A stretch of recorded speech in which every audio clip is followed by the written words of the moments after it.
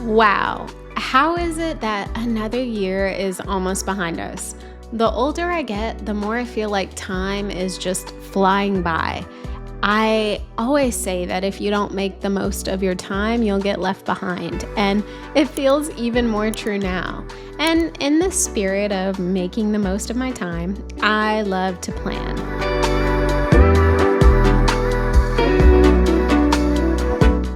I love to set and reflect on my goals. I love to really think about what I can do differently and better moving into another year. And I do this for both my personal life and for my business. I also believe in the power of accountability. So, not only do I set and reflect on my goals, but I also share my goals with the City Girl Savings community. And that helps hold me accountable to working towards those goals, especially on the days where I don't feel like doing much. And in this episode, I'm sharing my personal and business goals for 2026, along with the progress on the personal and business goals I set for the 2025 year. Hopefully, you finish this episode feeling empowered to set and reflect on your own goals moving into another year. So, before I get into my 2026 personal and business goals, I want to start with the progress on the goals that I set for 2025. I want to share that I'm recording this episode about a month and a half ish before the year ends. And the reason for that is because the Virgo in me needs to make sure I'm ahead on my content. So please keep that in mind as I'm sharing my progress. I still have a little bit of time to make things happen between now and the end of the year. And also, I do share on the City Girl Savings blog around the last day of the year a year-end goals recap. So if you really want to know exactly where I land with these goals, you can definitely check that article out come December 31st. Okay, so again, before I get into 2025 goal progress and the 2026 goals that I've set, I want to share that in episode 187, I actually did a mid-year goal check-in. So you can check out that episode to see where I was with my goals and the progress, like the middle of this year. I was definitely on track with a handful of goals then, so it's nice to kind of see most of the progression as we get closer to the year ending. Okay, so let's dive in. Progress on my 2025 goals. We'll start with personal. So the first goal I set in 2025 for myself was to walk 12,000 steps a day, Monday through Friday. So I would say I hit 12,000 steps a day about 90% of the year. I definitely didn't always hit this goal while I was on vacation, or maybe if I got sick, I'd totally give myself a pass for that. But I will definitely say there were some random Fridays or just some random days during the week where I just didn't hit the number. Some stuff popped up. I woke up late, just a lot of stuff that could have thrown me off. But I would say 90% of the year I hit this goal. I think it's also important for me to share that I had originally set this goal for 2025 as a way to help with my weight loss journey. But I realized that the help on my weight loss journey came in the form of working with a naturopathic doctor around February of this year. So, while I may not have hit 12,000 steps every single Monday through Friday, I am very happy with the progress I've made with my health and weight for 2025. I thought that walking more was going to be the answer, and it wasn't. Of course, I'm sure it's a nice addition, but I was able to reach some health and weight goals through other means, which I think is pretty cool. The second goal I set for myself in 2025 was to max out my Roth IRA, which for the 2025 year would be $7,000. I was actually able to max it out in August of this year. So that was actually really nice. It gave me a little extra time in 2025 to kind of shift my focus to investing in other things. But that was an easy one and done goal. The next goal I set was to see a short-term profit with my Airbnb rental property. Unfortunately, I will not be seeing a profit with the Palm Springs Airbnb. We were break even through the end of busy season, and then it slowed down more than I thought or expected in the summer and fall. Fortunately, I had reserves on hand for the property and they were tapped into. Um, and we had, a couple of bookings come, the end of the year. There's still time for this year to have a few more bookings, but it is very unlikely that I'll see a profit with this property this year. I do want to add that just kind of perusing on social media, it's popular for a lot of Canadians to visit the Palm Springs area, but with the tension in the United States, it's slowed a lot this year. I'm in different communities for property owners in the Palm Springs area, and it's definitely a trend that's been kind of going across the board. I'm hoping next year will be a different story, but at least I have a good year's worth of data for, future planning. And I do also want to add that I visited this property 3 different times this year for my own pleasure and for the City Girl Savings Team retreat. So it's not always going to be available to make money because it's also there for me to make memories. If you remember, this was a goal I've set for myself to have a second home in Palm Springs. I just added the element of making money from it so that I could, maintain this property without having to fully come out of pocket. So I think I just need to do a better job of level setting my own expectations with this particular goal, but I'm happy to have learned and had the experience for this year. The next personal goal I set for myself in 2025 was to read 2 books a month or 24 books in the year. So I will be ending 2025 with 20 books read, just about. That's what I'm on track to do, just given where I am right now. So unfortunately, I did not hit this goal. April, May, and June only consisted of me reading 1 book a month.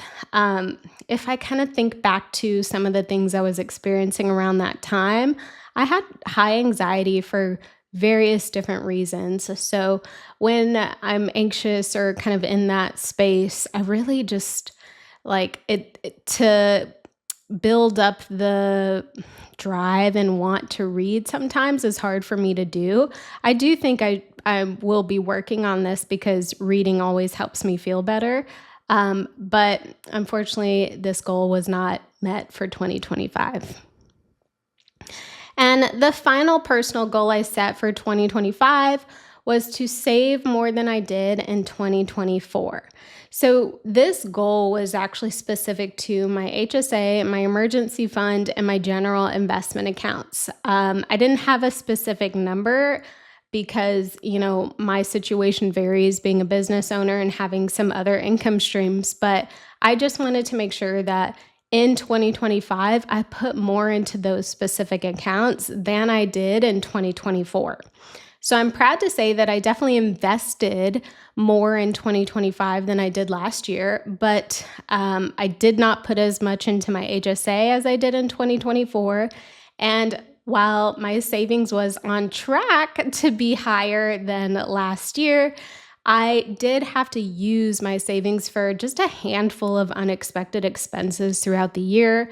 My dog Toby's teeth needed to be extracted. We had tenants move out of a rental property, so we had to get that ready to go, and then just helping my uncle. So whatever extra was added to my emergency fund, unfortunately, was removed. Now let's move on to the progress for my business goals for 2025. The first goal I had for the business in 2025 was to increase revenue by 25% and increase profit margin by 5%. So I'm proud to say that profit margin has increased by 10% so far this year compared to this time last year. I have been able to lean out some expenses that were a lot higher for the business last year, and that has helped tremendously. The not so good news is that revenue is down by 10%. So not only has revenue not increased by the 25% goal, it's actually gone down a little bit. All things considered, though, my net income is higher than this time last year, and that's thanks to the profit margin increase.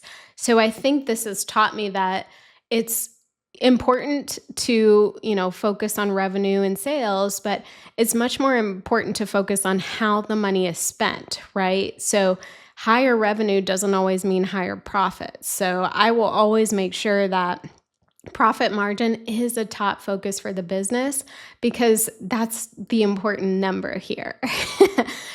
So I would say I partially hit this goal, partially didn't hit it. The next business goal we set for 2025 was to increase email subscribers by 10%. So for 2025, we actually netted a 12% email subscriber growth rate, which is wonderful. That means we definitely hit this goal. We had some explosive growth months for the newsletter, 9% growth in June, 20% growth in September. So June was our summer savings challenge and September was the frugal fall savings challenge.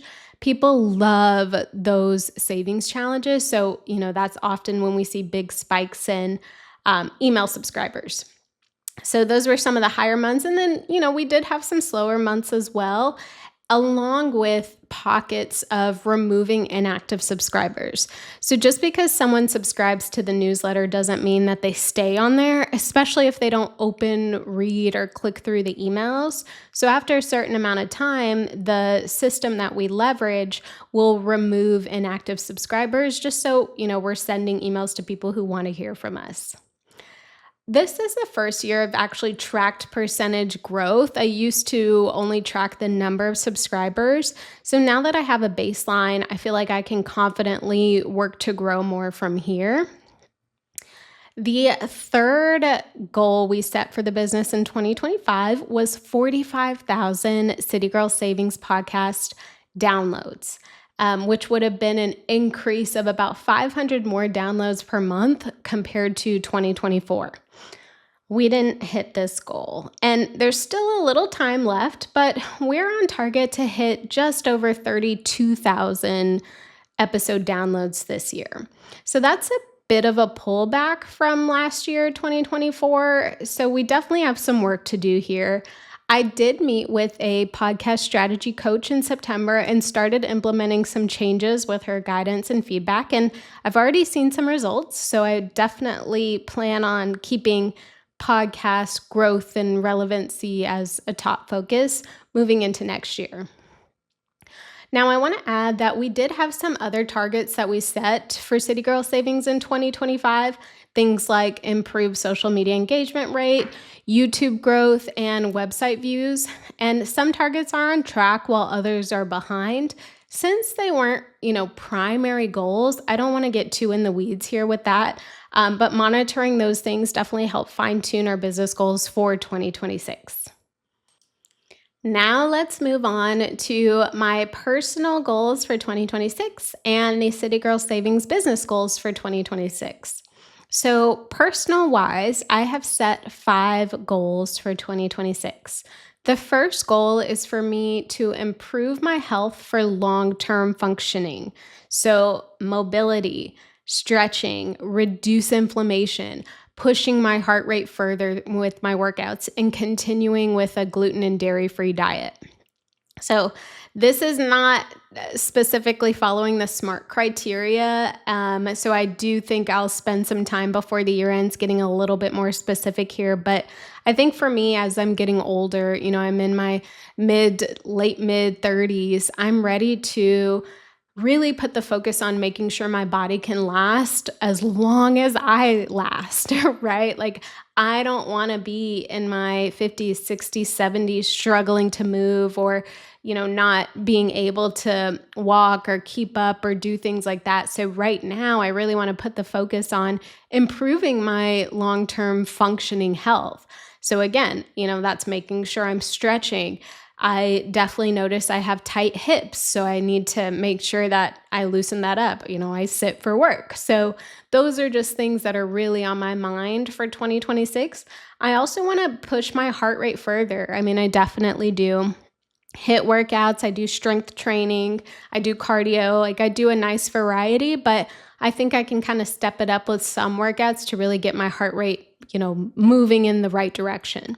And then, as I mentioned earlier in this episode, I didn't expect to work with a naturopathic doctor in 2025, but I'm so glad I did because of the progress I've seen.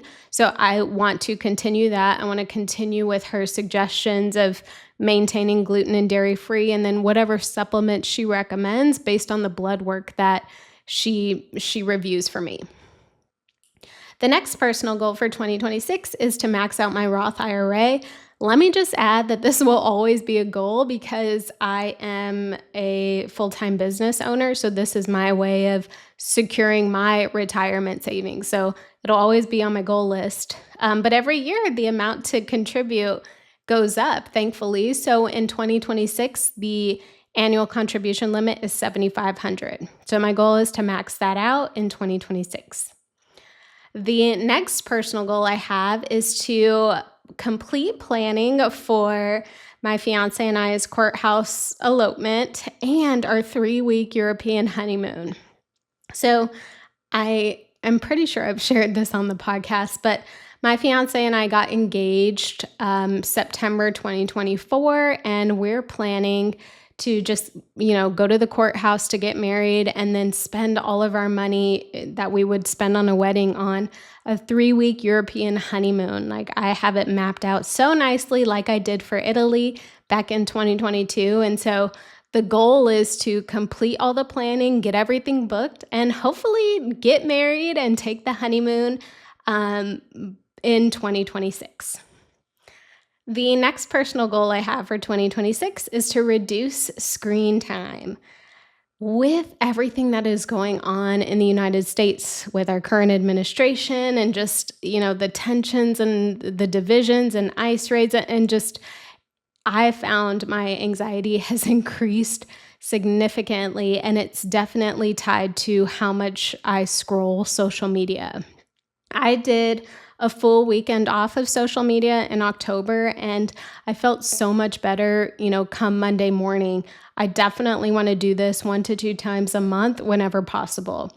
I also average about 3 to 4 hours a day on my phone, and that's, everything. So that could be work, that could be, checking my finances, scrolling social media. My goal is to get this down by an hour per day. So really, I don't want to be on social media for anything that's not work related. The final personal goal I've set for myself in 2026 is to prioritize slowing down more and reducing cortisol.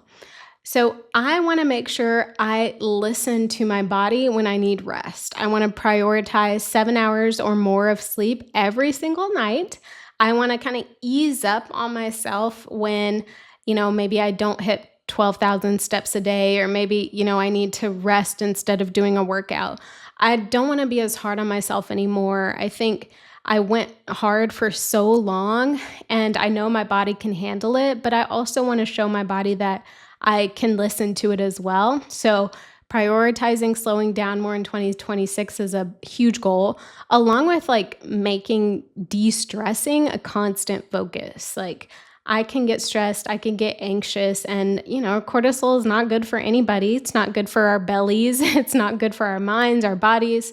I really want to make sure that being stress-free as much as I possibly can is a constant focus next year. Now let's move on to the City Girl Savings business goals for 2026. They are pretty similar to the goals I set last year, just because these are things that really drive the business growth.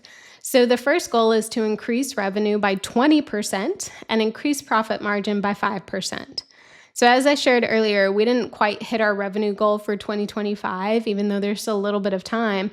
But adjusting the revenue target down slightly seems a bit more realistic. So since our revenue was actually decreasing a little bit, we have to make up for that in 2026. So 20% is, a stretch compared to how we end 2025, but we got to do what we got to do. And then we exceeded our profit margin goals in 2025. So this is where I think it gets a little trickier, right? Because we've already, decreased expenses and spending as much as we can. So trying to increase profit margin even further not only will it put us in better financial shape, but it'll really challenge us to think about where we can spend with intention, or essentially how we can make more money to increase that profit margin. The next business goal for 2026 is to increase newsletter subscribers by 20%. So I'm not going to lie here. This seems like a big stretch, seeing as we averaged about a 12% growth rate in 2025. However, 2026 is definitely going to be about, putting much more focus on nurturing our email subscribers. And since our growth rate in 2025 was lower due to removing all of those inactive subscribers, I'm hoping that the numbers won't be as high next year, because we're focused on nurturing and providing value and just making sure that anyone who is subscribed gets, something from it. So hopefully that'll get us to that 20% number. The next goal for 2026 for the business is to hit 35,000 to 40,000 podcast episode downloads. So first off, we didn't hit 45,000 episode downloads in 2025, so I'm being realistic with a reduced target. Second, we won't be releasing any new episodes of the podcast in Q1, so I'll be taking that time off to kind of rest and regenerate my creativity, and I think that will have an impact, right? So this number is definitely a strategic number. I personally have been recording and releasing weekly episodes since 2022. So that's 211 episodes. Remember how I said earlier I worked with a podcast strategy coach? Well, things will be back and better than ever come Q2 2026 with this podcast. So I think 35,000 to 40,000 downloads will be a great target and a great goal for us to strive for in 2026. And the final business goal for 2026 is to have a stronger focus on YouTube, on the City Girl Savings blog, and on Pinterest. So in 2026, we are putting things in place to make City Girl Savings pop up any and everywhere as it relates to a search on YouTube, on Google, Bing, ChatGPT, and even Pinterest. We're making sure that the content we publish is relevant to what the City Girl Savings community and those who don't even know about City Girl Savings yet are actually looking for. We want to be the go-to for personal finance, goal setting and mindset, and just life and personal growth content. The City Girl Savings lifestyle stems past finances only, right? But without mastering our money, it's much harder for those other things to follow. So you will definitely see more of City Girl Savings on YouTube, on Google, on Pinterest. We are going to make our mark in 2026. Now, as far as specific goals, that's what we have for the business. We will also keep an eye on targets that are important for the business. So engagement rates, optimizing our internal workflows, and just making sure we expand clients and customers, from our products and services perspective. That could be through coaching, challenges, budget plans, workshops, and more. So, we definitely want to be intentional when it comes to City Girl Savings in 2026. And then from a personal perspective, I want 2026 to be a year where I equally prioritize my personal health and life as I do my business. I can tend to put all of the effort into the business and make it a top priority. And I'm just tired. I need to find a better balance so I'm doing my best work, but also feeling my best self. I've worked very hard to get to where I am, a full-time business owner, $1 million net worth, a second home in Palm Springs. I worked really hard to obtain those things. And now I just want to spend a little bit more time enjoying the fruits of that labor. So a regulated nervous system is definitely a high priority for me in 2026.